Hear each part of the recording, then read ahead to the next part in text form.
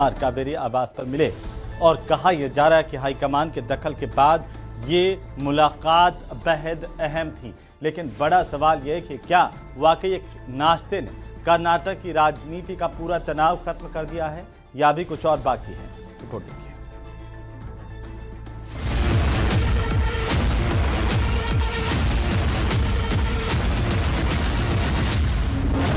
कर्नाटक में सत्ता साझा करने को लेकर पिछले कई दिनों से जारी हलचल आज एक ब्रेकफास्ट मीटिंग तक पहुंच गई। हाईकमान के स्पष्ट निर्देश के बाद मुख्यमंत्री सिद्धारमैया ने डिप्टी सीएम डीके शिवकुमार को कावेरी में नाश्ते पर बुलाया। दोनों नेताओं ने कैमरे के सामने मुस्कुराकर एकता दिखाने की कोशिश की, लेकिन भीतर का तनाव जस का तस दिखाई दिया। हालांकि मैसेज यही दिया गया कि सब कुछ ऑल इज वेल है। सिद्धारमैया की तरफ से कहा गया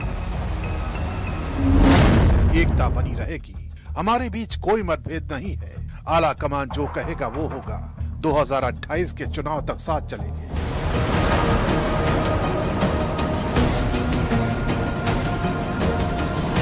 सिद्धारमैया ने भले ही मुद्दे को हल्का बताने की कोशिश की, लेकिन डीके शिवकुमार की बॉडी लैंग्वेज और हालिया बयान कुछ और संकेत दे रहे हैं। वो लगातार कहते रहे जो हाई कमान कहेगा वही करेंगे। डीके शिवकुमार कहते हैं लोगों के भरोसे और सिद्धारमैया की सोच के दम पर सरकार मजबूती से काम कर रही है। विपक्ष का सामना करने की रणनीति भी तैयार है। हाई कमान ने जो कहा मैंने मान लिया, अगर इंतजार करने को कहा तो मैंने इंतजार किया, आगे भी वही करेंगे। डीके शिवकुमार का दावा है कि पार्टी में कोई गुटबाजी नहीं है। वे खुद को पार्टी का वफादार सिपाही बताते हुए कहते हैं कांग्रेस को 2028 में फिर से सत्ता में लाना हमारा लक्ष्य है। नेतृत्व के निर्देश पर होने वाली ऐसी बैठकों के बाद जितना बताया जाता है उससे कहीं ज्यादा छुपाया जाता है, लेकिन ये छुपा हुआ सच भी कभी न कभी सामने आएगा जरूर। सवाल ये है कि कुछ घंटों बाद, कुछ हफ्तों बाद या कुछ महीनों बाद, क्योंकि डीके शिवकुमार सालों तक इंतजार करने वाले तो दिख नहीं रहे।